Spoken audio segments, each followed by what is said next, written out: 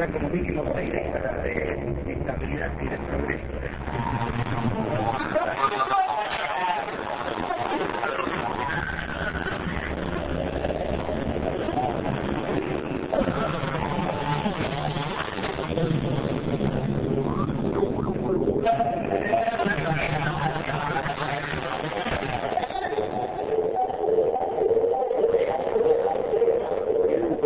Que ante eso he decretado el estado de sitio en todo el territorio nacional, informado al honorable Congreso.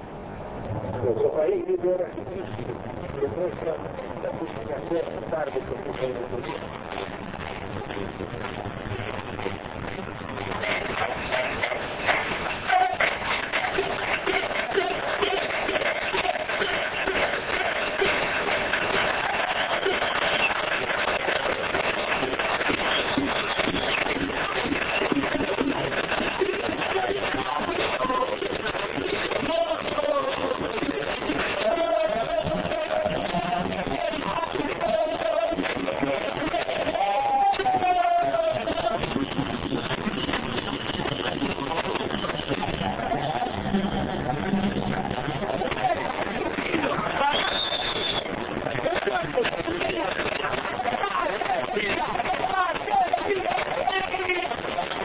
Después de muchos años, cuando el país parecía sumido en la apatía, estalló la insurrección.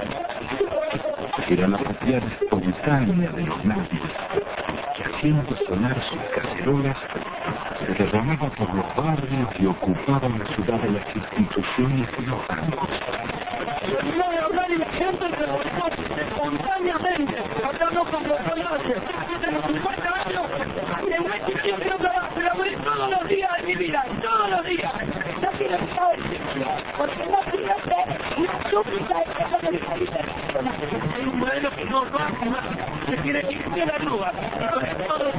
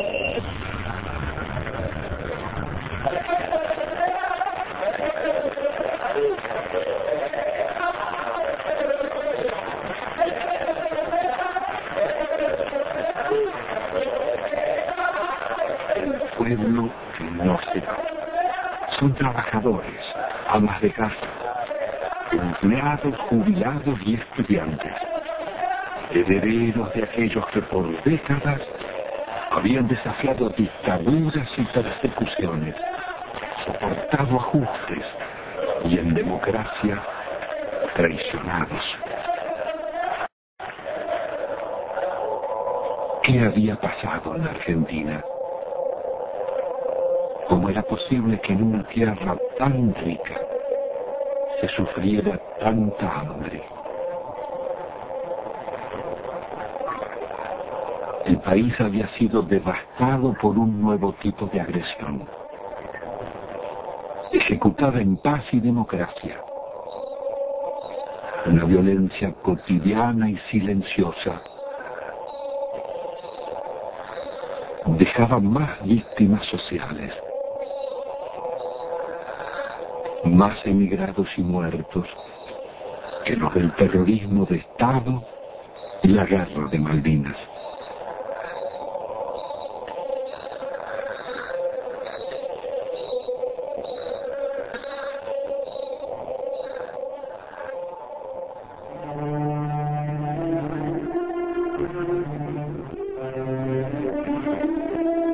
En casi 2 siglos de vida independiente, la deuda externa argentina ha sido una de las causas del empobrecimiento y la corrupción y uno de sus escandalosos conflictos. Desde el primer empréstito firmado por Rivadavia en 1824 con la banca inglesa Baring Brothers, la deuda serviría para fortalecer a sus socios argentinos, controlar finanzas y transferir recursos a las metrópolis. Desde entonces, la deuda externa estuvo ligada a los negocios y complicidades de casi todos los gobiernos, desde Mitre y Quintana a Menem y de la Rúa.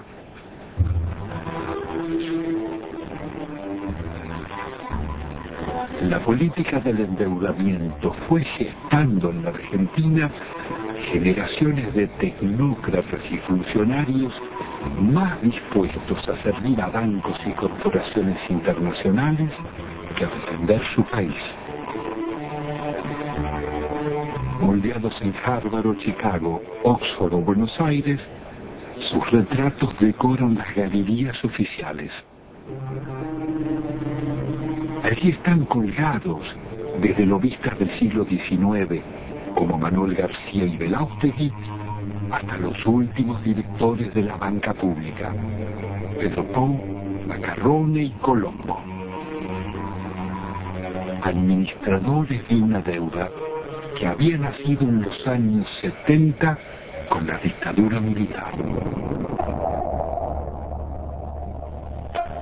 Hemos dado vuelta una hoja del intervencionismo escasizante y agobiante de la actividad. La deuda contemporánea se inicia en forma ilegítima con la dictadura militar.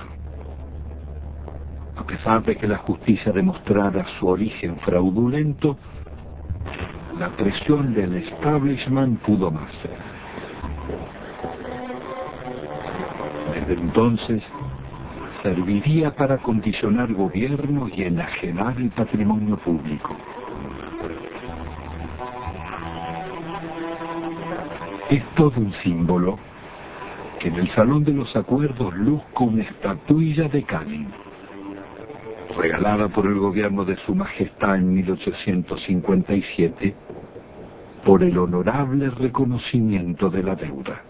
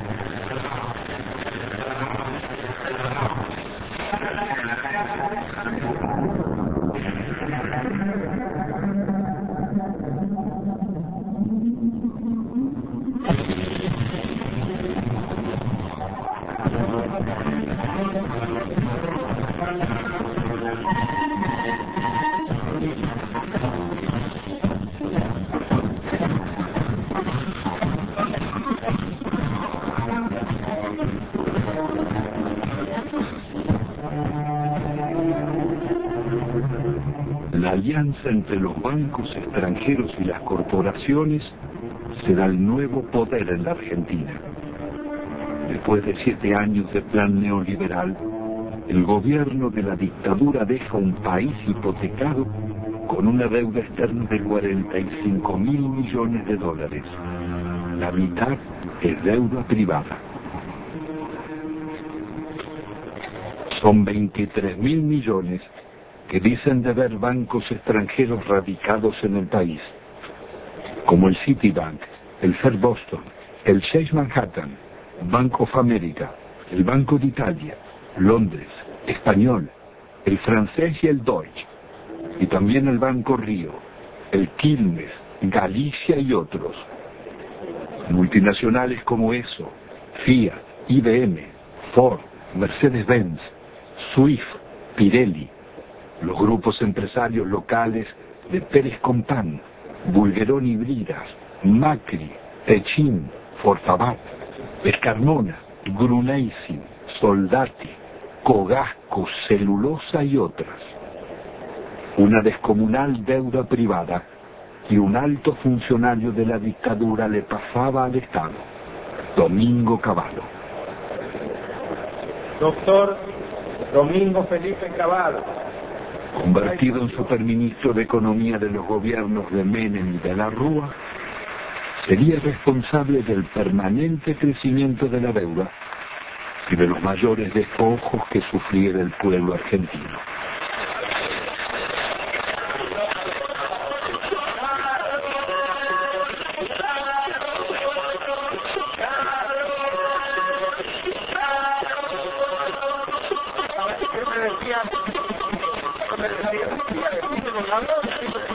Estamos en el reino del revés. Los terroristas tienen que manifestarse pacíficamente en defensa de su trabajo que ha sido conquistado por el banco en complicidad con el gobierno nacional. El Estado debe salvaguardar los derechos de los ciudadanos, no debe robarlos.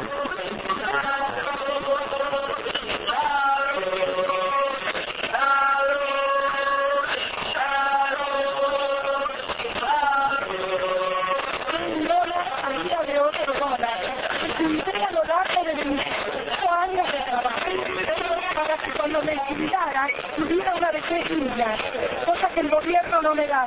¿Por qué no nos tratan los bancos como tratan a sus ahorristas en el exterior? Y yo los puse en bancos privados, porque desconfiaba de los bancos nuestros, porque ya me agarraron en el 89, pero evidentemente soy una estúpida. Entonces, ¿qué necesitan? ¿Una bomba? No puede poner bombas, pero al menos me desahogo con la cacerola. Esa cacerola hizo puré a mis hijos para que cada vez que la vean, si me roban porque ellos son unos sinvergüenzas. Pero yo luché por mi derecho. Yo soy el decano de los menditos de Vergadera. 75 años vendiendo diarios y todos mis ahorros están en el festival. ¿Por qué no me lo devuelven? El gerente me dijo que me iban a devolver. Mentira, mentira y mentira. Y todos mis ahorros del ejercicio de mi vida los tengo ahí. Hay una deuda externa en la que los bancos le deben a la Argentina. Es una deuda inversa, en cierto modo, porque las casas matrices tienen que hacerse cargo de los depósitos bancarios. Eso está en la jurisprudencia argentina desde 1971, en el famoso caso Swift-Deltec, en donde se resolvió que la casa matriz era responsable por las deudas de sus filiales. Y es una estafa que el Estado tenga que hacerse cargo de las deudas del sector privado. Es una estafa que el Estado tenga que hacerse cargo de las deudas del sector privado. ¿Y el caso de nuestra deuda externa? La deuda está plagada de ilegitimidades. Primeramente hay una ilegitimidad de fondo. Es ilegítimo pagarle a los bancos cuando hay 18 millones de pobres y 9 millones de indigentes. Hay una prioridad humana en esto. Segundo, hay usura. La usura está aprobada tanto que si se hubiera aplicado una tasa de interés normal, la deuda externa se hubiera terminado de pagar en 1982. ¿Pero cómo fue la estafa? Hubo préstamos de las casas matrices a las filiales, que eran movimientos intracompañía, que esos préstamos eran considerados deuda externa, cuando en realidad eran movimientos dentro de la misma empresa. se compraban dólares. Esos dólares se los depositaban en una cuenta en Estados Unidos. Con la garantía de esa cuenta daban otro préstamo que entraba al país, se compraban dólares y así se lucraba indefinidamente con la tasa de interés, es lo que se llamó en aquella época la bicicleta financiera, con la que se hicieron fortunas. Y precisamente los grandes beneficiarios fueron los grupos económicos que son los mismos de siempre. Al finalizar el gobierno de Alfonsín, la deuda externa se aproxima a 54.000 millones de dólares. Menem dejará en manos de la banca acreedora determinar cuánto se les debe. El Congreso jamás trataría la deuda, ignorando la Constitución y la denuncia de Alejandro Olmos. 10 años después, llegará a 130.000 millones. No confundamos a la gente con un mal concepto de la palabra deuda, porque todos queremos endeudarnos, pero después decimos que está mal que el país endeude. Cuando crece el crédito, porque hay una deuda, es bueno, la deuda es buena. Todos queremos darle crédito, todos hablamos que hay que darle crédito a la población, que está surgiendo el crédito hipotecario. Es bueno endeudarse, no es malo endeudarse. Se vuelve absolutamente pertinente una cosa que los norteamericanos inventaron hacia 1898 con la ocupación de Cuba. En ese momento había bancos españoles que habían prestado a la autoridad colonial cubana. Los norteamericanos dijeron, si el pueblo de Cuba no ha sido beneficiado por estos préstamos, no hay deuda. En 1923, cuando un banco británico, entonces el Royal Bank of Canada, le prestó a un tiranuelo de Costa Rica que se llamaba Tinoco unas uvas que estos utilizaron para sí mismos. El Royal Bank of Canada pretendió que Costa Rica le pagara y se produjo un pleito. El árbitro resultó ser un expresidente de los Estados Unidos, el presidente William Taft. El presidente Taft resolvió el litigio diciendo hay deuda, pero hay una deuda privada y no una deuda pública, porque no hay deuda pública si no hay un público, el público como destinatario, como beneficiario. Son actos que de ningún modo han beneficiado al público, más bien todo lo contrario, han hecho que la persona que compra en un supermercado y paga el IVA resulte el quien paga finalmente estas deudas privadas de grandes empresas, de grandes compañías, por ejemplo, en todo caso muy ricas.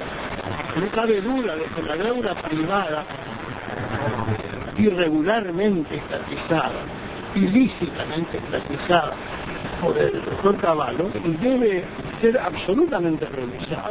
¿Cómo se llama esa teoría, doctor? Se llama teoría de la deuda odiosa. Una directora del Fondo Monetario Internacional, Karen Lissacher, representando a los Estados Unidos, dijo, si aplicáramos la teoría de la deuda odiosa, toda la deuda del tercer mundo se caería.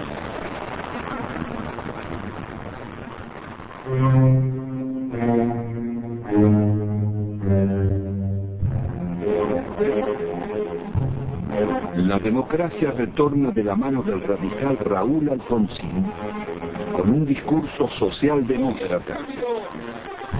Promete defender los derechos humanos, dar batalla contra la pobreza y demostrar que con la democracia se estudia, se cura y se cobra.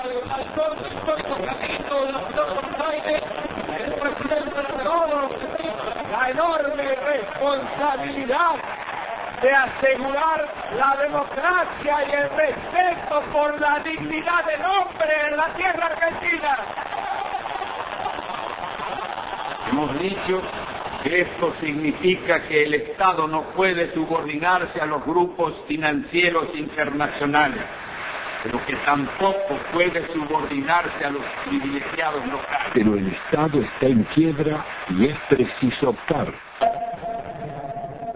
El ministro Grispum propone denunciar la deuda externa y privilegiar el crecimiento.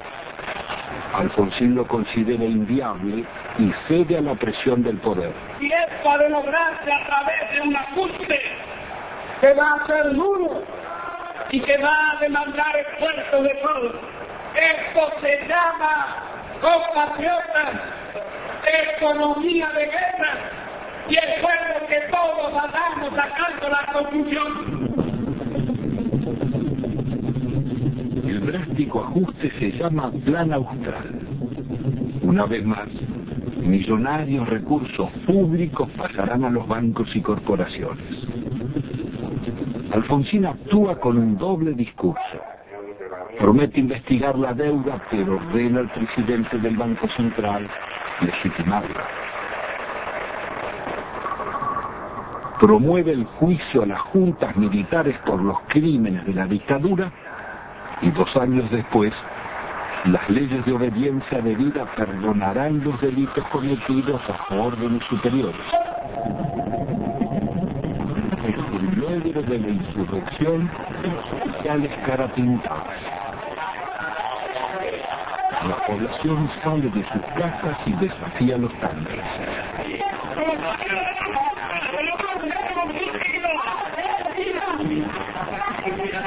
Alfonsín sonreirá a los golpistas. Compatriotas, felices Pascuas. Los hombres amotinados han depuesto su actitud. Algunos de ellos, héroes de la guerra de las Malvinas, que tomaron esta posición equivocada. La derrota electoral del radicalismo acelera la crisis. Un golpe del mercado desata la hiperinflación y se producen saqueos en los supermercados. He resuelto resignar el cargo de presidente de la nación argentina con el que el pueblo me honrara desde el 10 de... Alfonsín debe renunciar 6 meses antes de finalizar su mandato.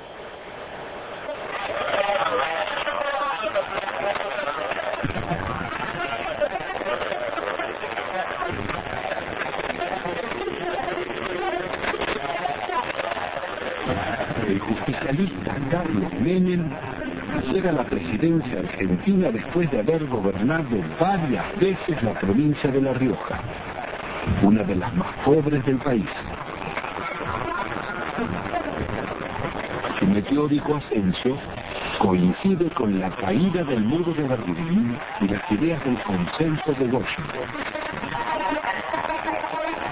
De lenguaje franco y gesto de predicador, Menem promete revolución productiva y salariazos. Luce las patillas del viejo caudillo Facundo Quiroga, el tigre de los lagos.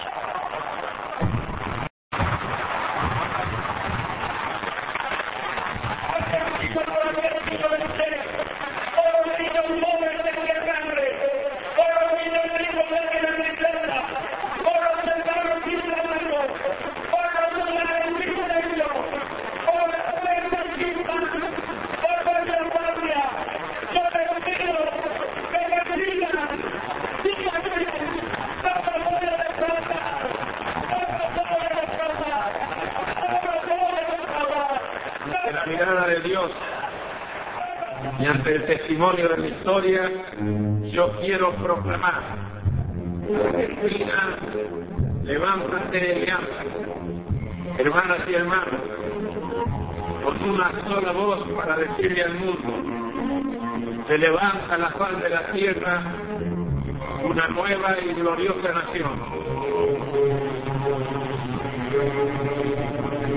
Son los tiempos del supuesto fin de la historia. El discurso único de la globalización y las democracias neoliberales en América Latina.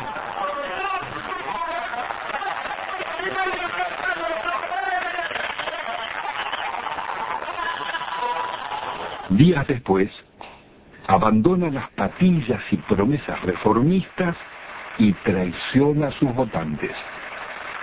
El programa de gobierno será el de la minoría liberal conservadora que lidera el ex golpista Álvaro Elsogaray. Hoy todo cambió y una nueva relación ha comenzado. También una nueva forma de vivir y de pensar. Aunque todos parezcamos los mismos, un cambio decisivo y fundamental se ha instalado entre nosotros. Y es un hecho de justicia histórica que este cambio lo realice un presidente justicialista, cerrando así el ciclo que comenzó hace 40 años. Jamás nadie como Menem había osado llevar la traición como bandera, ni ejecutar con tanto cinismo acciones contra la nación. El travestismo del nuevo jefe va a pulverizar medio siglo de resistencias populares. Impone la ideología de la derrota frente al modelo global. Indulta a los jefes de la dictadura y traiciona a millones de trabajadores que soportaron la represión. Abandona el antiimperialismo popular y la política de no alineamiento de Perón y Evita para establecer relaciones carnales con Estados Unidos. Su programa será el del Banco Mundial y del Fondo Monetario.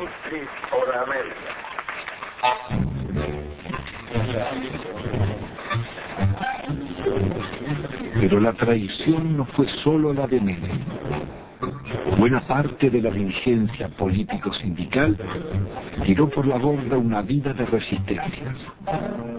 Muchos se sentaron en la mesa del arreglo y optaron por indemnizaciones. Otros se convirtieron en socios del millonario festín de las privatizaciones.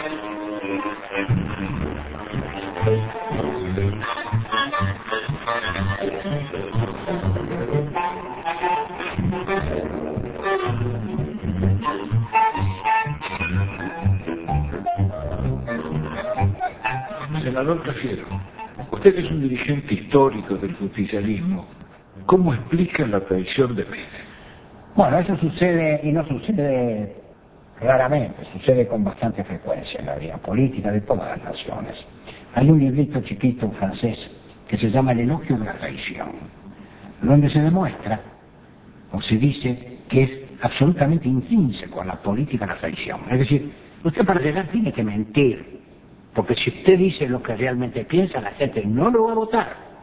Y creo que eso se aplicó en Argentina, se aplicó siempre, pero con mucha mayor intensidad, admitámoslo, durante los gobiernos de Menem. Él mismo ha dicho que si hubiera dicho lo que él pensaba hacer, no lo hubieran votado.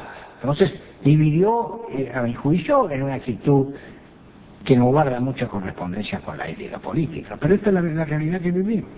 Después cambiaron ciertos parámetros internacionales, y bueno, y el modelo se fue agotando. ¿Cómo interpreta usted la existencia de una real mafiocracia? Poder económico, los bancos y la clase política. En eso, Pino, no quiero abrir un juicio, diría yo, absoluto. Mi larga vida humana y política me dice que a veces hay que relativizar un poco las cosas. No todo es blanco y negro, no todo es corrupto y puro. Hasta la misma sociedad argentina en su conjunto no puede atribuirse la pureza y asignarle la corrupción a sus clases dirigentes. En definitiva, las clases dirigentes emanan de la propia sociedad. En la Argentina no solo hemos fallado los políticos, y yo asumo una parte de culpa que me corresponde. Yo podría decir que han fallado muchos estamentos dirigentes de la sociedad argentina, y que si hay que hacer un juicio general, estamos todos en el infierno del Dante. Bueno, es indudable que la traición es muy efectiva. La traición es de una potencia política fenomenal, justamente porque es traición, porque te cala en lo más hondo, porque viene por la espalda, porque no estás preparado, porque se da de quien menos la esperás, si no sería traición. En ese sentido, el PJ es el alumno más desarrollado, más excelso de esa visión que expone Cafiero. Yo no tengo duda que si a esta sociedad le ofreces a votar San Martín o el Hombre Araña, elige San Martín. Ahora, si le das a elegir entre el Hombre Araña y el Caballero Rojo, después la solución no se le puede usar política a la sociedad. Entonces, Sociedad con escaso protagonismo. Partido que defecciona de sus ideas históricas y se pone al servicio del enemigo. Movimiento obrero reducido, achicado por la desindustrialización y copado por los traidores. La justicia disciplinada a esas transformaciones que se iban a realizar. La oposición con escaso margen de maniobra. El resultado concreto.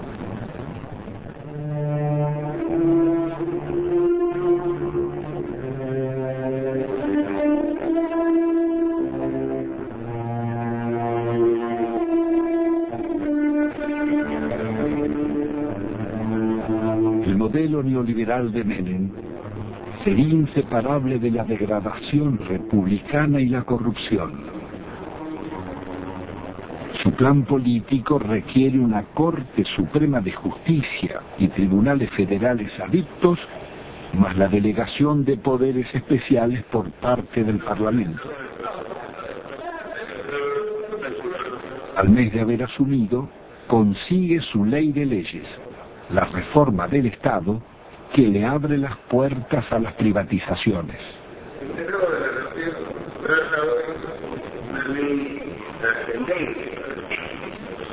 Por primera vez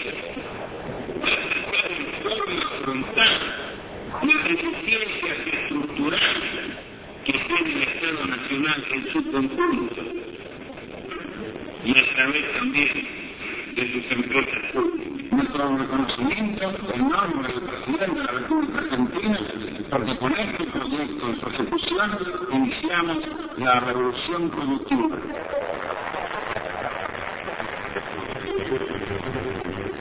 Fue un verdadero ataque a la democracia la forma en que este Parlamento trató las leyes en la era Menem.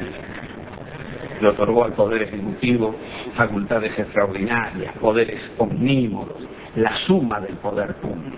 Y las delegaciones le posibilitaban al Poder Ejecutivo privatizar todas las empresas del Estado, sin inventario, sin balance, sin certificar si realmente la explotación de las empresas arrojaban ganancias o arrojaban pérdidas. Significó ni más ni menos que la votación, un verdadero apoyo al saqueo de los bienes del Estado. ¿Y quiénes la votaron? La votaron los justicialistas, la honorable complacencia radical, lo tengo muy presente, al Chacho Jarolaski ordenando a muchos de sus legisladores que se retiraran del recinto para que el justicialismo pudiera aprobar estas leyes. Pocas veces se van a dar tantos factores para que una minoría tome el poder sin tirar una bomba, como lo hicieron, sin disparar un solo tiro. Esto surge claramente en la participación de Álvaro Sobral en el tema de la ley de reforma del Estado, el instrumento que le está dando el poder a Menem, un poder absoluto, dictatorial, un poder que no tenía Videla, que no tuvo Videla. Se lo estaba diciendo a todos al Sobral. Le decía a los propios justicialistas que estaban participando de un capítulo extraordinario. Por primera vez iban a tener el poder, no importa si los votos eran los votos peronistas, ese poder lo iban a tener los mismos que proscribieron, los mismos que fusilaron, los que masacraron. Eso es lo que estaba diciendo Álvaro Sobral. ¿Hasta dónde? Es el límite. ¿Qué cosas eran capaces de hacer? Bueno, esto y más. Es más, siguieron haciéndolo. Porque acá hubo denuncias sobre la privatización de YPF. Hubo denuncias. El diputado Luis Adi dijo que en el Senado habían pagado una fortuna de $8 millones. Después se corrigió en la misma sesión.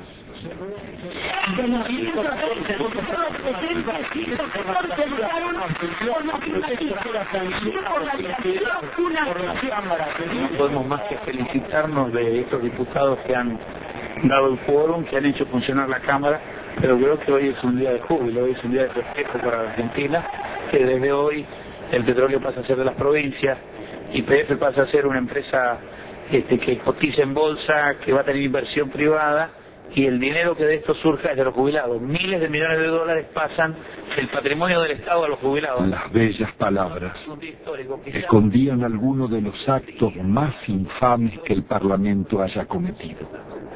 Con sobornos y falsos diputados fueron votadas las privatizaciones de YPF y Gas del Estado, las dos mayores compañías argentinas. No solo el país perdía las empresas que más habían invertido en su industria, sino que los jubilados y trabajadores serían estafados.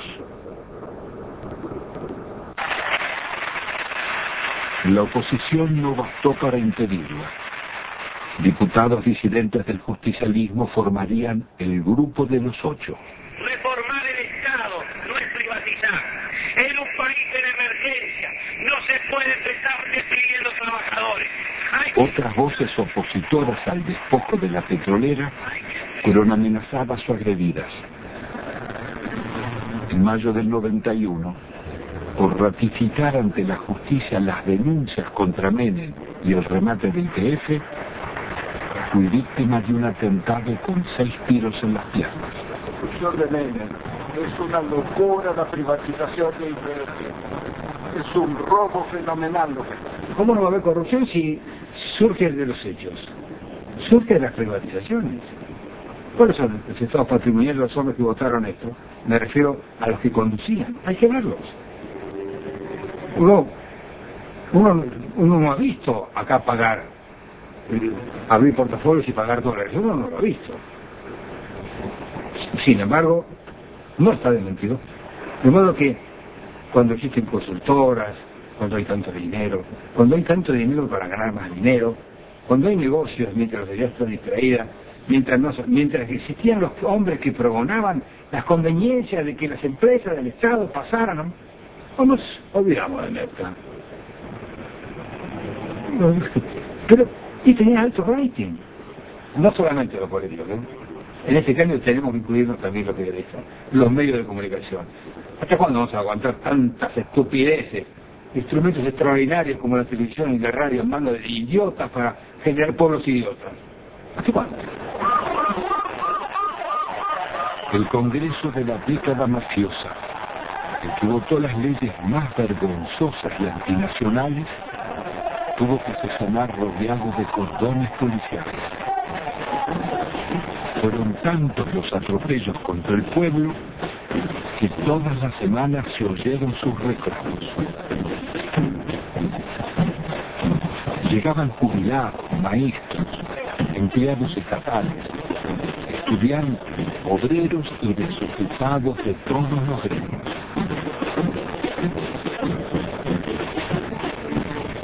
Comenzaron los tiempos oscuros en que el presupuesto nacional se aprobaba en Washington antes que en el Congreso. El ministro Dromi llamaba a la resignación porque el país estaba de rodillas.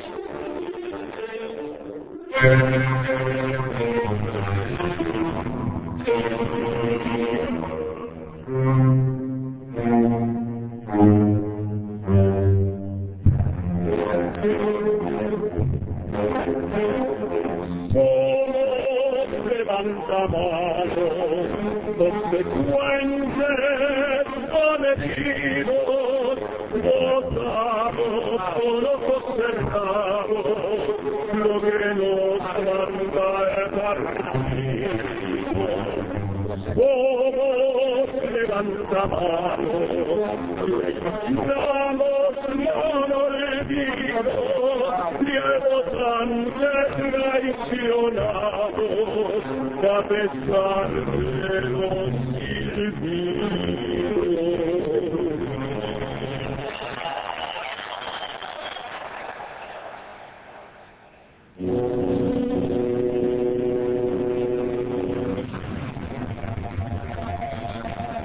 El instrumento concebido para consolidar el modelo es el plan de convertibilidad. Abre las importaciones e impone por ley una mentira. Un peso vale $1. Logra detener la inflación, pero deja indefensa la industria nacional.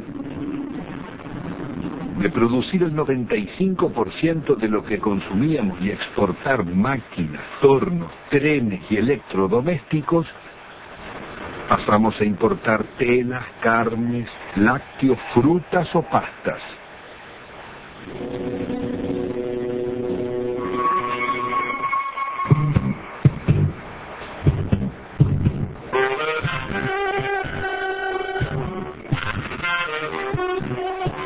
El país se dolariza. Todo podía pagarse en pesos o en dólares. Pero con inflación cero, las tarjetas de créditos y los bancos cobraban intereses usurarios del 50% anual, cuando en Estados Unidos y Europa eran del 7%. La fiesta del dólar a un peso impidió competir a comerciantes y empresarios, llevándolos a la quiebra. Desaparecerían miles de industrias y talleres: textil, metalúrgica, autopartista, manufacturas domésticas y muchas otras.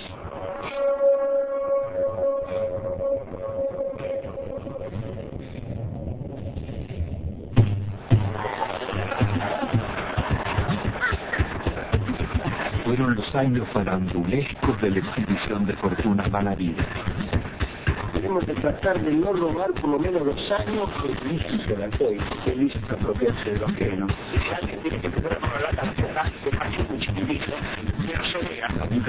Ratiza y se amuraza. Nace el país de los custodios y los canques, el de los ricos y famosos. El pizza con champán.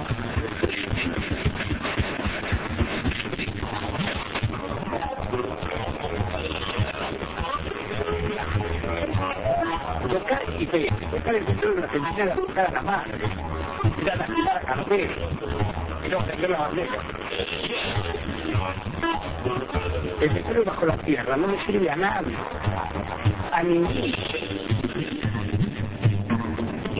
Cuando no saca camina, y yo creo que todos tenemos que esperar cuotas de desigualdades cuando importa.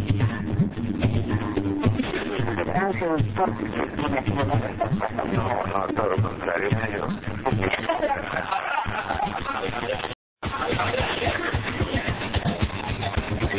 Porque realmente hace calor acá, qué guapo que es, cómo mejoran las especies a los familias.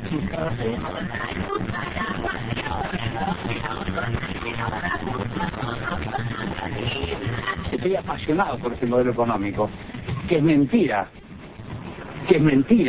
que produzca más pobre, que lo fabrique. Hace muchos años que vivimos acá y siempre esperamos promesas de los políticos, que más o menos los que todos conocemos acá, los encargados de la zona, nunca, pero nunca hicieron nada por nosotros. Acá nosotros, los vecinos, que han tomado la iniciativa de cortar la ruta, por lo menos los encargados tomen conciencia de la realidad que nosotros vivimos. Los chicos no pueden ir al colegio. Cuando vienen enfermos al fondo, no puede salir porque no puede entrar a ambulancia, no puede andar un coche. Nosotros queremos vivir dignamente, como merecemos.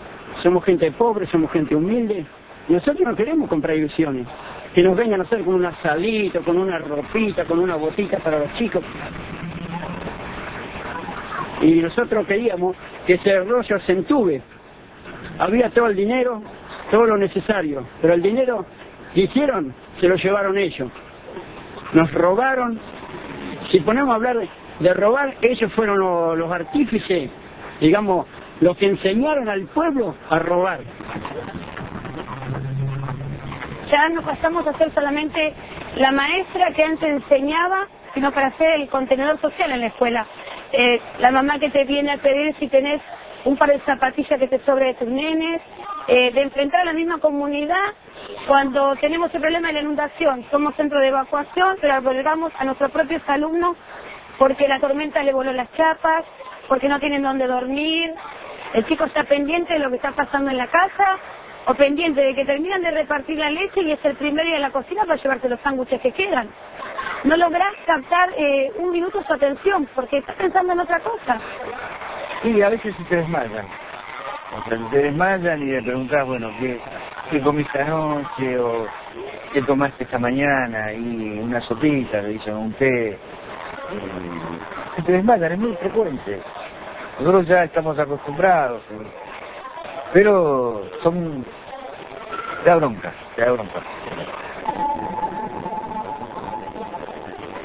El plan de convertibilidad integraba un proyecto de dominación funcional al pago de una deuda externa que era incobrable. En 1992, el ministro Cavallo negocia con el secretario del Tesoro americano Nicolás Brady canjear la deuda por el patrimonio público que se ofrecía a precio de remate.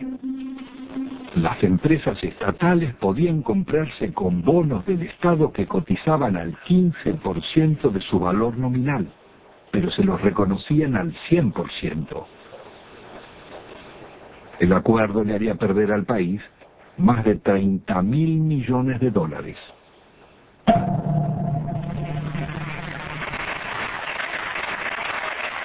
El gobierno de la Nación Argentina cumplimenta esta noche 7 cabalísticas privatizaciones, 7 sectores estratégicos del quehacer nacional.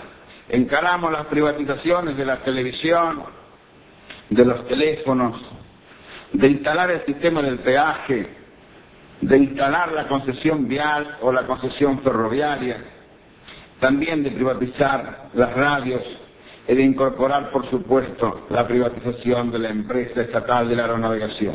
Nosotros hemos ideado un decálogo que dentro de unos días se conocerá, que es el decálogo menemista de la reforma del Estado. El mandamiento 1, son palabras de Menem, él no lo conoce aún. El mandamiento 1, que ha extraído de sus muchos discursos, dice así: nada de lo que deba ser estatal permanecerá en manos del Estado.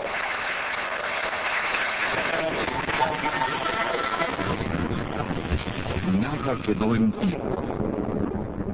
No importaba qué eran ni cuánto valían, ni cómo o por qué debían venderse.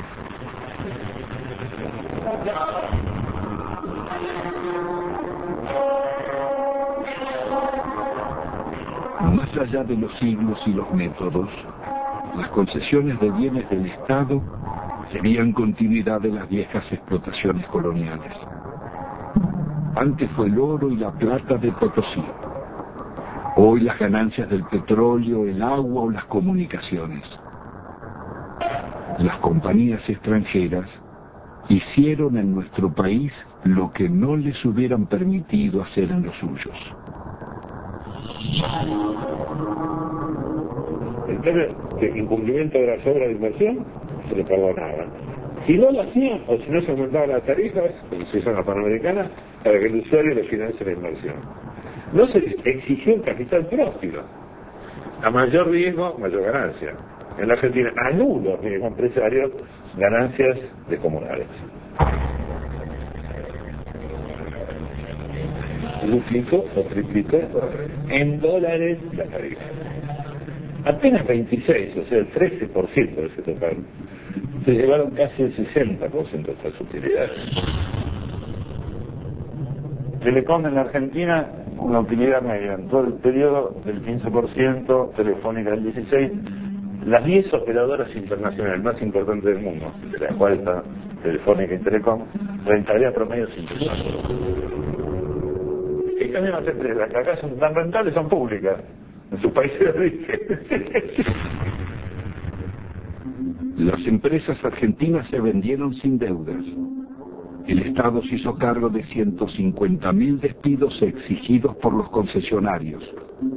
Las principales inversiones vinieron de España y Francia. Entel se vendió por la quinta parte de su valor a Telefónica y Telecom. La endeudaron por 6.000 millones de dólares. Aerolíneas Argentinas daba beneficios y tenía 37 aviones. Fueron hipotecados por Iberia para comprarla. Aerolíneas terminó vaciando. La empresa de agua fue tomada por un consorcio europeo liderado por las compañías Suez y Vivendi. Le endeudaron en 8 veces su capital. Obtuvieron rentas excepcionales y no realizaron las obras convenidas. 800.000 personas quedaron sin agua potable y 1 millón sin cloacas.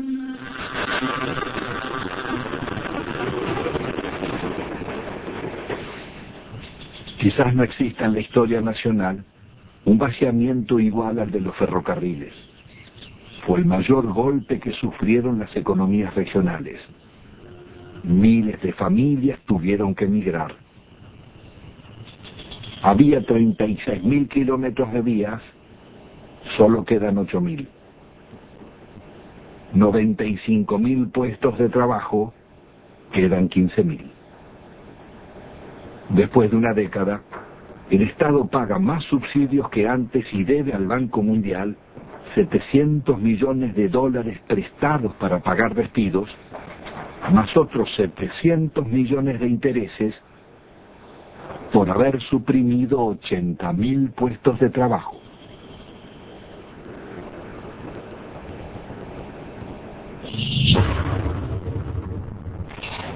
Cuando se hicieron las privatizaciones, no había subsidio para nadie, al contrario, era el argumento para privatizar ferrocarriles por el déficit.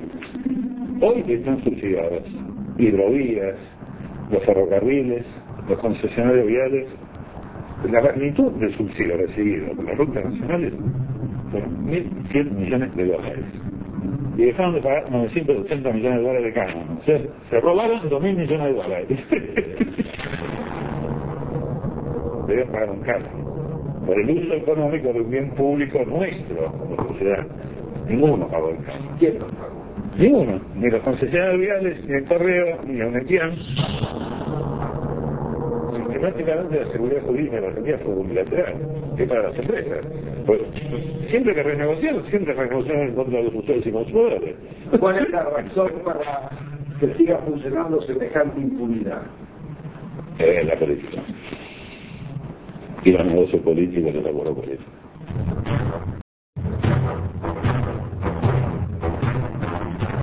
Las privatizaciones se hicieron a la medida de las corporaciones. La patria contratista financió todas las campañas electorales, todos los gobiernos, todos los golpes de Estado y realizaron todas las obras públicas.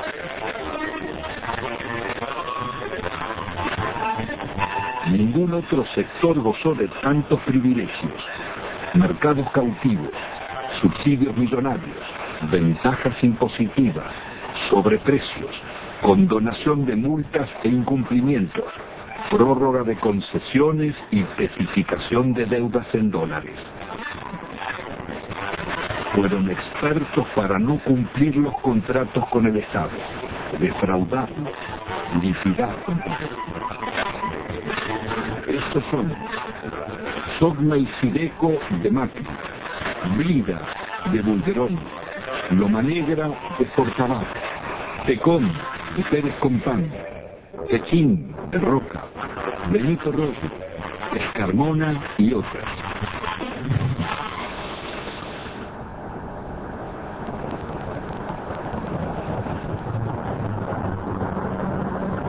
La desocupación estalló como una epidemia contagiando la sociedad entera. Cientos de colas de desocupados se multiplicaron por todo el país. El desempleo pasaría del 11 a más del 20% y otro tanto de subempleo. ¿Cuál es la situación de los trabajadores? Han perdido buena parte de sus salarios, han perdido protección social, han perdido casi todo el derecho al despido, han perdido casi la protección contra los accidentes y las enfermedades. Más de la mitad de los trabajadores están en negro teniendo en cuenta estas condiciones. Se ha llegado prácticamente a la desprotección más absoluta propia de los países más atrasados de la vida. Hay terror a resistir, hay terror al despido, hay terror a que mañana no tenga ninguna posibilidad de tener algo. Por eso se admite la rebaja salarial, por eso se admite el empeoramiento de las condiciones de trabajo, por eso se admite trabajar en condiciones de insalubridad, se admite todo, porque perder el trabajo significa la nada, significa engrosar el ejército de mendigos, el ejército de fuera.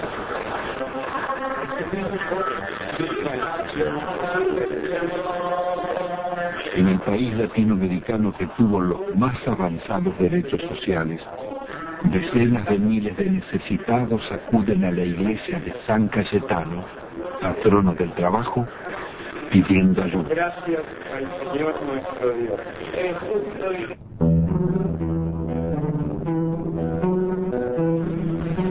Argentina es un caso único en el mundo y en América Latina. No se conoce un país que haya entregado su gas, su petróleo sin haber perdido una guerra.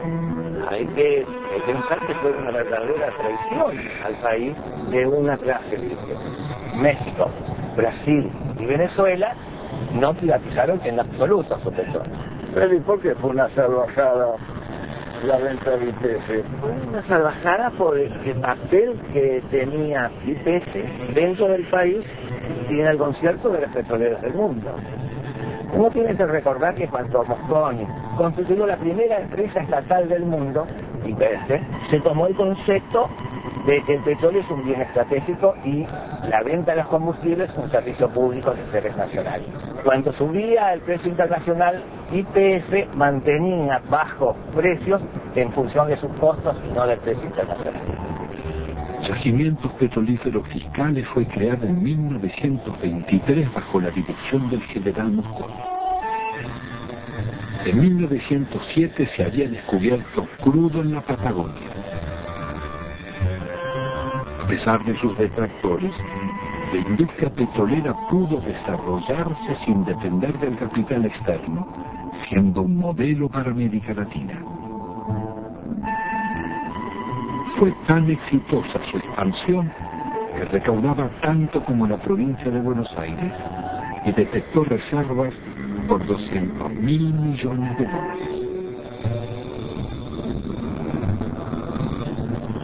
Fue una salvajada por la cantidad de ilícitos que cometieron para privatizar. Si se aplicara la ley de hidrocarburos, la mayor parte de las concesiones caen. Argentina podría reconstruir rápidamente una petrolera estatal si aplicaran hoy con decisión política la ley de hidrocarburos. Las áreas estratégicas donde más habíamos invertido las concedieron por 25 años, por lo que esos pozos producían en 9 meses. El remate fue tan grosero que Menem mismo se llevó las acciones a Nueva York para vender. A 19 pesos una acción que costaba 38 y 350 millones de acciones por 19 pesos tenés la estafa del país. Fue tan grande la estafa que se contrató a la empresa McKinley para que rebajara las reservas argentinas y al año siguiente se subieron al mismo nivel que se tenía anteriormente. Vendieron un área con una reserva, digamos, 100 y la reserva del área tenía una reserva de 140. El monopolio de las 4 empresas nos ha castigado con las tarifas más caras del mundo y paga regalías de las más bajas. ¿Pero y quién controla los pozos? Sacan lo que quieren. Sí, y hacen siempre declaración jurada. ¿Cómo? Con siempre declaración jurada nos dicen, nos informan a los argentinos lo que está haciendo.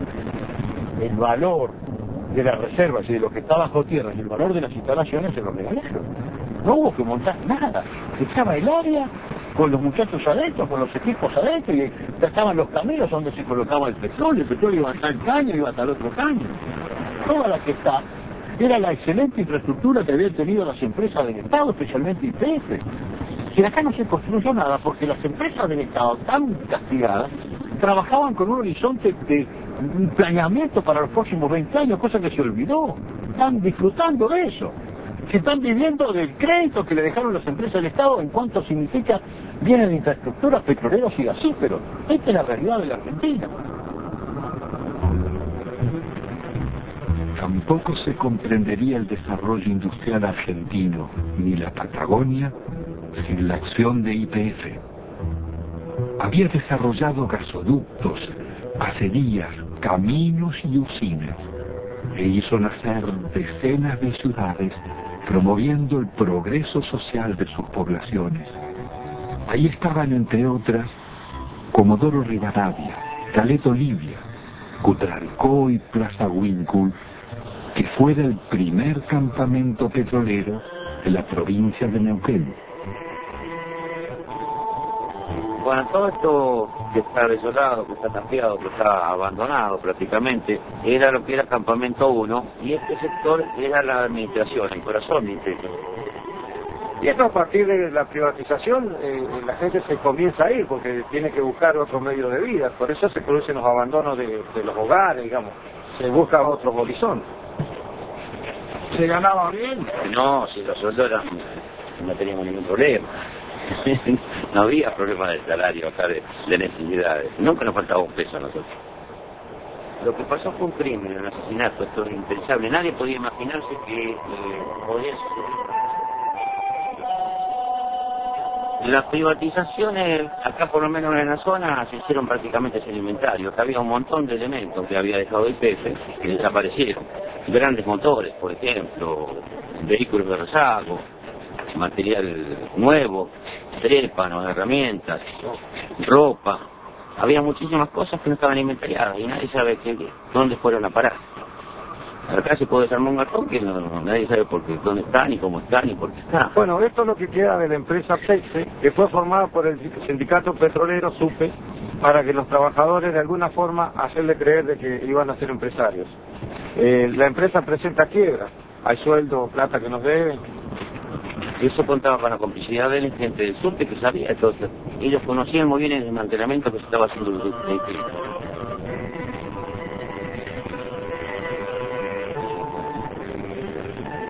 Si la gente agarraba 40, 50 mil dólares y aunque lo echaran de la empresa y le hacían por ahí hacer un curso de repostero, de computadora, de cualquier cosa, durante un año donde le estaban pagando. Entonces la gente por ahí aceptó la privatización y aceptó el despido, sin pelear. Porque claro, tenía la plata en el bolsillo. Lo que pasa es que esa plata después se la fue gastando. Se compraron vehículos, se ampliaron casas, se pusieron kioscos, negocios. Muchísimos desocupados. Nosotros podemos hablar de 5.000, 7.000 desocupados o más. No hay censo. No hay censo serio que nos diga hay tantos desocupados. Pero sabemos que son miles los desocupados. Sabemos que somos miles los que estamos subocupados y que vivimos a medio. Pero los desocupados no solo fueron los de IPF. A ellos se sumaron otros miles de las industrias y comercios que cerraban. Años después, en el invierno del 96, Utralcó protagonizaría una pueblada. ¡Nos estamos cagando de hambre nosotros! ¡Le damos el petróleo, le damos la electricidad y nos pagan así! Agotados sus reclamos por trabajo, miles de desocupados se instalaron en la carretera nacional durante días y noches, soportando 10 grados bajo cero y resistiendo las cargas de la gendarmería.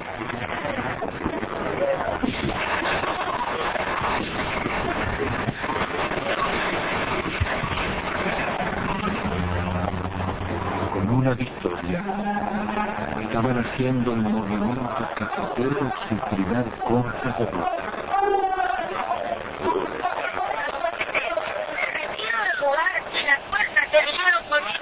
Los tres ordenaban el retiro de la gendarmería.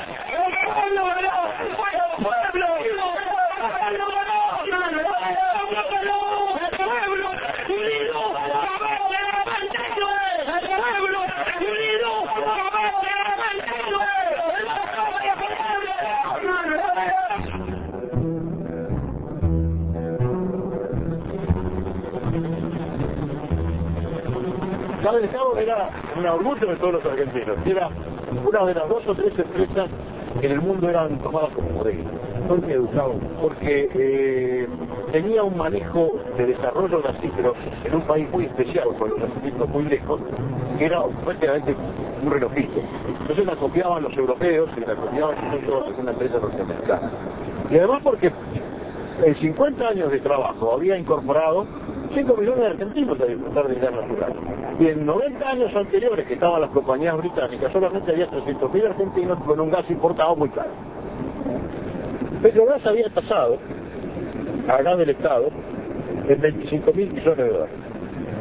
Nosotros, con la tasación de consultores internacionales, la vendimos en 2.500 millones de dólares. 10 veces menos. 10 veces menos. 10 veces menos. La acción depredadora de Repsol en la región fue tan grande que la comunidad mapuche llevó sus denuncias a los organismos internacionales. Bueno, acá nos encontramos en el lugar donde un integrante de la comunidad construyó su vivienda y que bueno, no la pudo habitar porque cuando hizo el pozo de agua para sacar agua se encontró que no tenía agua, no había agua pura, sino que lo que encontró fue gasolina. Este es el caño que puso mi papá en el año 95, supuestamente para sacar agua, para el consumo y para para sembrar algo, y ahora ustedes van a ver qué fue lo que sacó gasolina. Les voy a mostrar que es totalmente pura. Estamos a 7 años de la descontaminación que supuestamente debió hacer Repsol acá, y lo que sacamos no es agua, es casi nafta azúcar.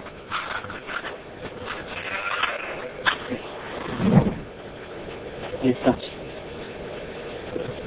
Esto no solamente acaba en 55 hectáreas, sino está toda la napa contaminada del agua. De acá hacia abajo, donde da el curso de la napa, el agua se va hacia abajo.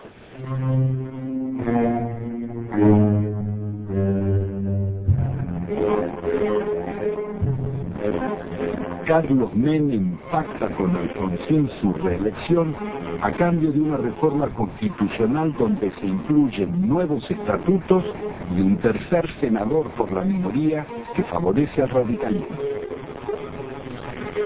El Pacto de Olivos, o Pacto del Bipartidismo, se realiza sin consulta ni debate, de espaldas a la ciudadanía, para garantizar la continuidad del modelo. La reforma viene a legitimar a Menem, que ha promulgado más de 300 decretos leyes, 10 veces más que en toda la historia nacional. Vaciados los partidos de propuestas de cambio y participación, poco quedó en el radicalismo y el justicialismo de sus causas fundantes. Se fueron transformando en organizaciones para el reparto de cargos públicos. Una corporación de profesionales que no reconoce ideologías y atraviesa transversalmente casi todos los partidos, sin otra lealtad que a sus privilegios.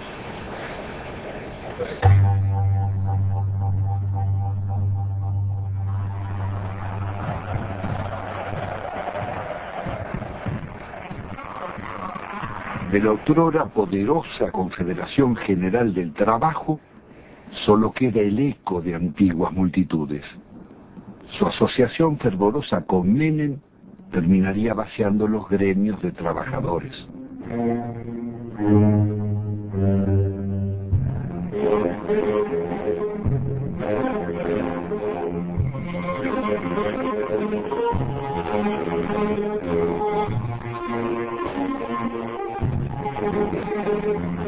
Entre besos y abrazos, los gordos de la patria sindical negociaron a los trabajadores e hicieron fortunas personales.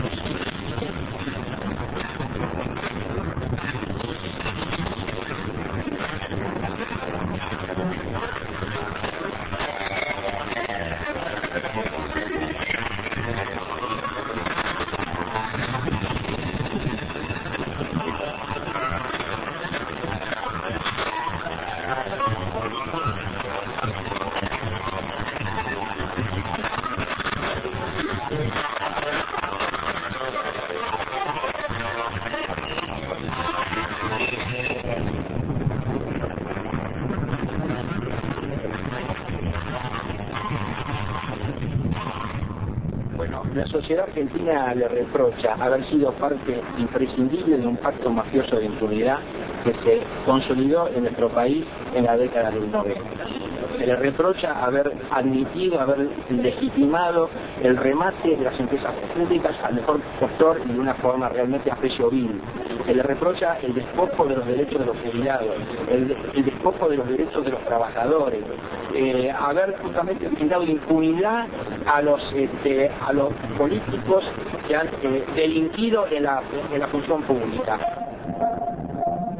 En las últimas décadas, ninguno de los altos funcionarios que delinquieron contra el Estado fue condenado.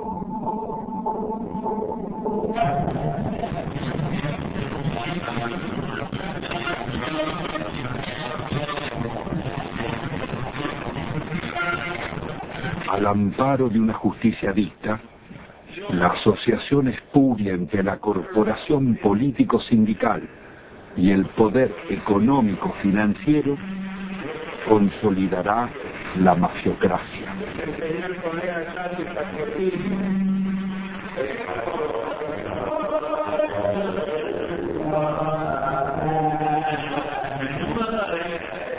Que la reconocida base de un país sobre todos los tiempos difíciles y complejos del mundo actual, cuando términos como patria, bien común, moralidad, respeto al otro y amistad social se encuentran en baja o desmoralizados.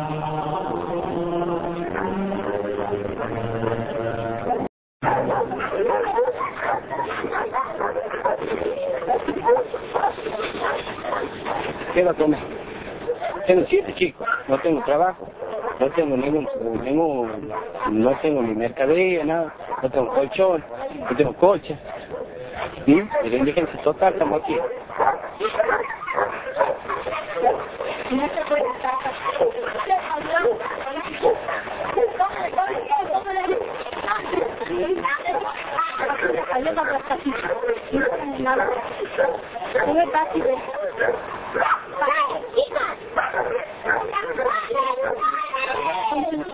¿Cómo se enamoró todo?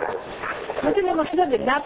No sé, se creerá que somos perros, no sé qué se creen que se lo hizo de nosotros. A mi hija no me ayudó con nada. Yo no tengo ningún plan, a mí no me dan ningún plan. No me pagan nada, no tengo nada. Mi chiquita necesita de comer bolentas, olvido, eso debe de comer. Tomate cocido, porque no tengo. Es la verdad, no tengo. Teníamos que, si me mojo todo, porque no tengo con qué dar una casilla. Nadie me da una casilla. Pero me han prometido, sí, me han anotado todo, pero no me han dado nada. Nunca, a mucha gente, a la señora que está ahí, todo eso. Y a Mariela que también venga después. Tengo una cosa, no sé, mi hermana ni me dice, andate al médico, todo, porque está muy mal, está flaca, todo. Pero sabe que yo, es una cosa que yo ya no aguanto más, porque le estoy viendo como está, se me echa abajo, y que no queda de comer a mi hijo ni me duele un montón. Yo me quedo, me pregunto, mamá, ¿qué vamos a comer? Y yo, ¿qué le voy a contestar? No hay, no tengo. Eso me entiende, pero uno tiene que decir la verdad. Tiene que decir la verdad, pero bueno, a mí me duele decir que no tengo que dar de comer, pero es la verdad.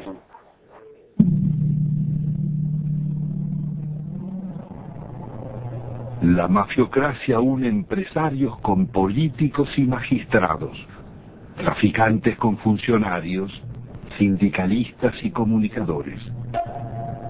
Fueron tan hondas las complicidades como hipócrita su accionar. Yo presidí la comisión de lavado de dinero que mostró de qué manera todo el dinero negro proveniente de narcotráfico, corrupción y evasión que ha sacado de Argentina iba por empresas máscaras, básicamente constituidas en Uruguay, por eso el sistema uruguayo era de alguna manera el brazo ejecutor de la salida, de ahí una banca de corresponsalía en Estados Unidos o en Suiza. Nosotros investigamos al Citibank, investigamos al Credit Suisse, al Rainer Bank, al JP Morgan. Es decir, ellos tenían en Argentina el centro de sus operaciones sucias, a través del Citibank, el Banco República y el Federal Bank de Moneta. Va a manejar el 60% de los medios de comunicación social de la Argentina. Entre los medios de comunicación, por ejemplo, canales por cable, Telefe, Azul Televisión, Radio Continental, Editorial Atlántida, torneos de competencias y distintos canales por cable del interior, Cablevisión, además de ser el controlante del paquete accionario de Telefónica de Argentina. Así que no solamente eran los medios de comunicación, sino las telecomunicaciones en Argentina. Obviamente con una fuerte llegada al poder político y sobre todo a la Suprema Corte. Recordemos el famoso fallo de la Suprema Corte para habilitar el rebalanceo de tarifas telefónicas que benefició a Telecom y a Telefónica de la competencia internacional. Y que sospechosamente en esta investigación que realizamos en Estados Unidos, uno de los miembros de la Corte, el primo hermano del abogado de Moneta, terminó con un depósito de $800.000 hecho en el Citibank de Nueva York. ¿En cuánto se calcula el vaciamiento o el giro por las comisiones de las privatizaciones? Entre 5.000 y 10.000 millones de dólares. ¿Y quiénes son los responsables? Hay 3 personajes centrales, Cavallo, Menem y Kovan. Es decir, en el periodo de los últimos 10 años. Y un banco lavador, el Banco General de Negocios. Ahora, también detectamos nosotros coimas pagadas al gobierno de Alfonsín, básicamente al Banco Central de la República Argentina, por parte del BCCI, un banco lavador de narcotráfico que después financió el 80% de la campaña de Menem. Queda clara la complicidad entre la clase política, el narcotráfico y finalmente la política también de exacción. El saqueo de fondos públicos a través de retornos y sobreprecios fue norma en las contrataciones del Estado. Se calcula que más de un 20% de la inversión pública se diluyó en comisiones. El ministro Manzano, aludiendo al presidente, diría: robo para la corona.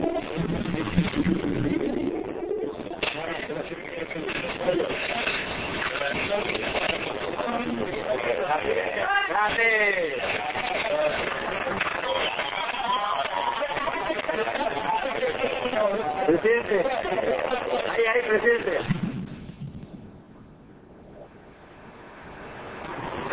Uno de los mayores focos de corrupción fue el PAM, Obra Social de los Jubilados.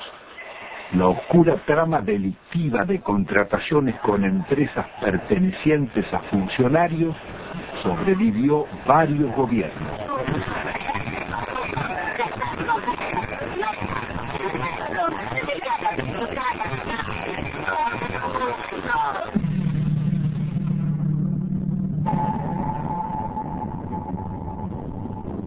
Yacyretá es una de las más grandes represas de llanura del mundo, con un dique de contención del río Paraná de 67 kilómetros de largo. Fue la mayor obra financiada por los argentinos y la caja negra de la política nacional desde la dictadura en adelante. ¿Cuál fue el mecanismo de la corrupción en Yacyretá?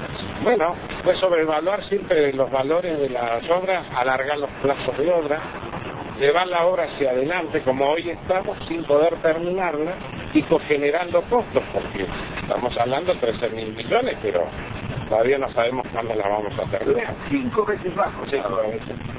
Le doy un ejemplo concreto.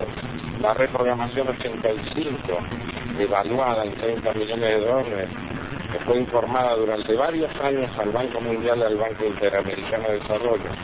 Ese valor terminó firmándose en el año 89 en 180 millones de dólares. Muchos lo firmaron, algunos no la firmamos y así quedamos fuera del trabajo de Yacyretá en la corrupción. Entonces usted, no, era un señor Carretoni, fue el que manejó toda la campaña de Alfonsín en su momento y de Angeloso en el otro. Convencional constituyente también. Convencional constituyente en el 94. Señor Carretoni, que era el dueño de la consultora líder del Grupo Argentino. Suegro del director general de la constructora. El señor Carretoni, suegro del ingeniero Rizzo.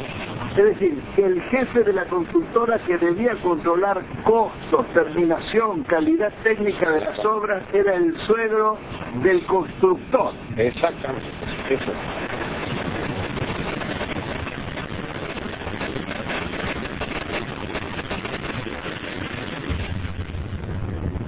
La Argentina enviaba armas rumbo a Ecuador en guerra con Perú, en momentos en que la Argentina era garante de la paz entre Ecuador y Perú. Violábamos también con armas hacia Croacia y hacia Bosnia, violábamos la disposición de Naciones Unidas para esta maniobra: fabricaciones militares, conducción del ejército argentino, fábrica militar de Río Tercero, por donde pasaron la mayor cantidad de armas que venían desde el norte argentino con zona liberada.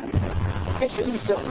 Se voló la fábrica militar de Río Tercero. Unidos, con 7 muertos. Después de marzo del 95, era menester hacer desaparecer todos los rastros, entre ellos los documentos, los inventarios y todas las huellas que podían demostrar de que aquello no fue una casualidad, sino fue una clara intencionalidad al servicio del encubrimiento. Quienes componían esta banda para la asociación ilícita califican como jefe de la asociación ilícita a un expresidente de la República, Carlos Saúl Menem. La lista no es aquí terminante, ¿no? Hay muchos más, pero hay también algunas circunstancias como estas. Los suicidios, muertes accidentales.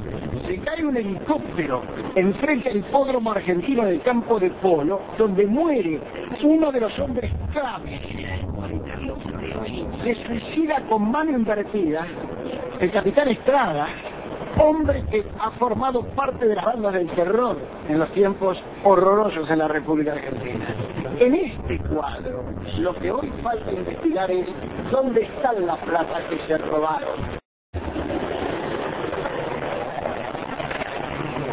Carlos Menem, su cuñado Emil Loma, Cavallo y otros involucrados en la causa del contrabando de armas serían arrestados. Y la Corte Suprema los dejaría en libertad. El delito impregnó la dirigencia en todos sus niveles. Ministros, jueces y altos funcionarios fueron llevados a la justicia por causas de corrupción, como los justicialistas Alberto Coa, Gerardo Sofori, Juan Carlos Alderete, Matilde Menéndez, María Julia Alzogaray, Carlos Grosso, Claudia Bello, Triaca, Radón, Grisanto, Amira y Emil Roma, Vico y Espadón, los funcionarios radicales del Conte, Mazorín y muchos otros, los candidatos presidenciales Angelós y Nazaquete.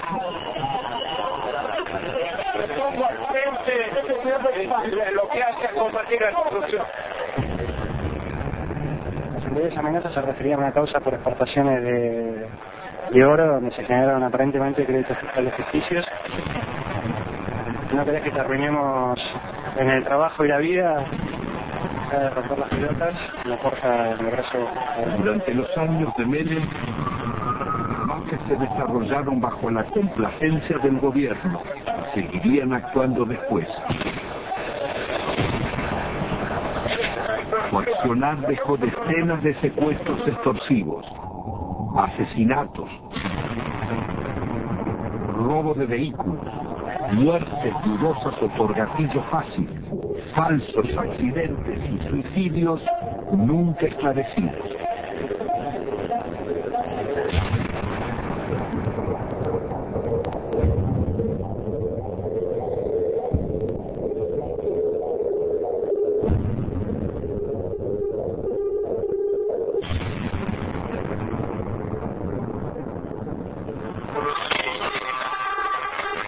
En la Argentina de los grupos mafiosos, la campaña mediática de la Alianza promete trabajo y lucha contra la corrupción, respetando el modelo económico y la deuda externa.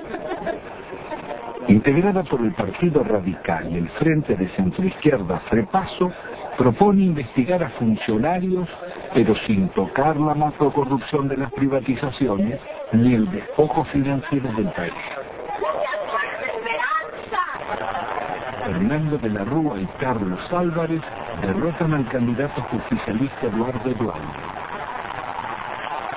El nuevo gobierno continuará con las políticas recesivas del Fondo Monetario.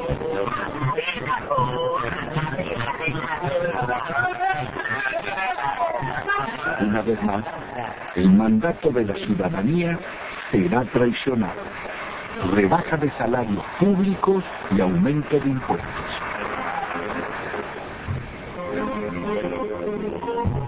De la Rúa viaja a España llevando la prórroga de la concesión del yacimiento de gas más rico del país, Loma de la Lata, para la petrolera Repsol. Una riqueza de 50.000 millones de dólares que es entregada, violando la ley, por solo 300 millones. El gobierno soborna al Senado para votar la ley de flexibilización laboral. El vicepresidente Álvarez no cuestiona la ley, sino el soborno, y pide investigar. Presento mi renuncia indefinable al cargo de vicepresidente de la Nación, para no perjudicar al presidente y alterar la vida institucional. Álvarez abandona a sus votantes y promueve el regreso de Caballo. Ungido superministro, renegocia la deuda externa. La operación llamada Megacanje es otra gran estafa que le costará al país 55.000 millones de dólares. El milagro argentino terminó en una catástrofe social.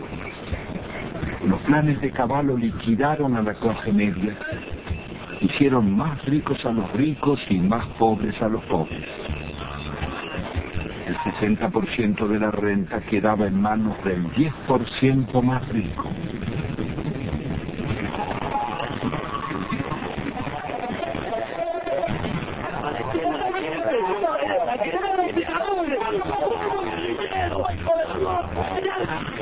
De la Rúa opta por la represión.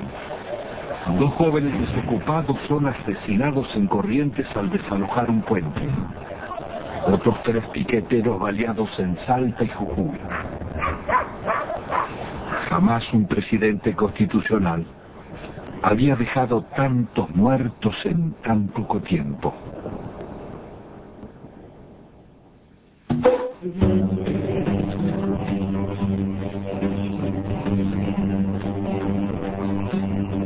El director de concurso que siempre llegó conmigo me dijo que recordaba un paciente de 3 niños. Él estaba muy débil, que en realidad él lo quiso, que fue uno de esos días que todos en nuestro juicio. Amarrado de polvo y seguía conquistando en su lomo de distancia, le cabalgaban los pájaros. Era un fantasma de viaje, y en ese pelar de luz, que se curvaba el viaje. Nadie se pudo prever con exactitud qué iba a pasar luego de cada ajuste económico que existe en el país. Los famosos ajustes, de la época de Alfonsín, de Menem y demás, cada ajuste significaba la irrupción en el hospital de una cantidad enorme de desnutridos, de niños desnutridos y de sus familias. Entonces era como decirse uno a otro, mira, esperemos, 2 o 3 meses hay que empezar a dejarnos. Vivía una cantidad impresionante de chicos desnutridos. Hasta que nos hartamos y en el año 82 salimos a la calle y hicimos un gran movimiento que también todos los diarios y que interesó a todo el país. Pero la política siguió, la política del ajuste. Cada ajuste era una puñalada de corazón para un médico que venía aquí porque sabía que después de ese ajuste 3, 4, 5, 6 veces más, los chicos que nacían en ese periodo no iban a comer. Entonces íbamos a tener esa cantidad de chicos. Y de ahí nació ese documento que nosotros hicimos hace poco que dice, otros toman las decisiones, nosotros lo vemos morir. Pero resulta que cuando nosotros empezamos a leer, traducíamos bibliografía del inglés. Entonces nosotros veíamos cómo se solucionaba, cómo le agregábamos los líquidos, cómo le agregábamos la sal, cómo le agregábamos las proteínas, y después ya, viendo que cada vez era más y que nos sobrepasaba, empezamos a leer otras cosas. Hasta llegamos a leer un libro argentino, Juan P. Garrahan, no sé si me suena. Dice, la desnutrición no es una enfermedad socioeconómica y cultural, que se soluciona poniendo a trabajar a todos los factores de la nación. Nos dice que le vamos a dar alimentos, que le vamos a dar a todos los factores de la nación. Y ahí explotó todo, ahí ya nos dimos cuenta. ¿Qué hacemos nosotros con el desnutrido mandándolo a la casa? ¿Qué hace la nación? Claro, le damos un enfoque científico. Claro. Porque este último año fue una explosión atómica. Por ejemplo, teníamos 18% de chicos desnutridos en el hospital, pasó prácticamente el 80% del ciclo de los escuchadores.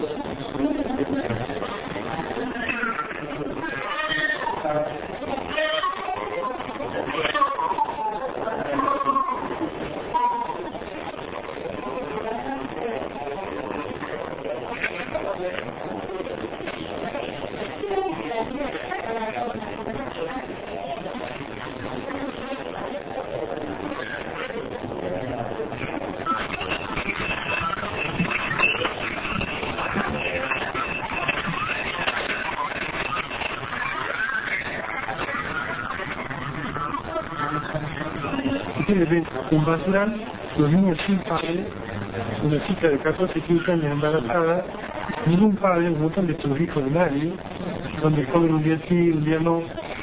Y yo le digo a esa chica que tiene 14, 15 años, mira, dale a tu nene para que la diarrea, pollito, polenta, lechecita, agua limpita. Pues bueno, eso es una falta a la ética, eso es una crueldad inconcebible. ¿Cómo le voy a decir si ella está comiendo de la basura? Los chicos viven de la basura. Estos son sobrevivientes de la tercera generación de deducidos o de la segunda generación que están dando a luz a estos chicos, porque cuando se produce el fenómeno ese mueren muchos chicos. Y si logran sobrevivir con baja estatura, con menos fuerza, con menor capacidad intelectual, pero no por eso dejan de ser personas. No por eso dejan de tener sentimientos.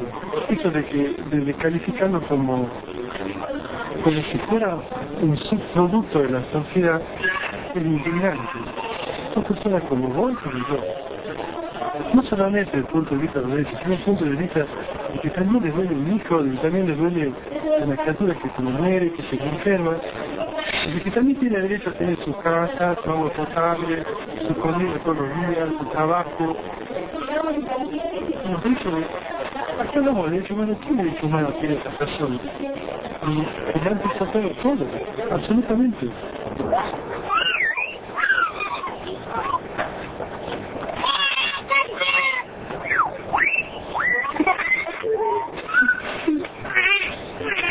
La idea que yo percibo es decir, algún sector de la sociedad se está queriendo deshacer de esas personas. Infectan a ese sector de la sociedad. ¿Cuál es el sector de la sociedad? Quieren identificar que se tienen todas. 90% de indigentes, 10% que lo tienen todos. No sé que modelo esto, no, modelo esto es una cosa de que yo tengo 54 años y es siempre lo mismo. La historia es ajustemos, de que vino no sabía ajustar, le sigamos ajustando, y se cagan todos. Y los chicos se los va cogiendo como de la vez y caen abajo y no tienen nada. Y lo que no se quiere ver de raíz, que es la gente que nace, vive y muere sin documentos, están registradas, la otra Argentina, la oculta, con los que están incluidos y los excluidos. Porque con los excluidos ya no.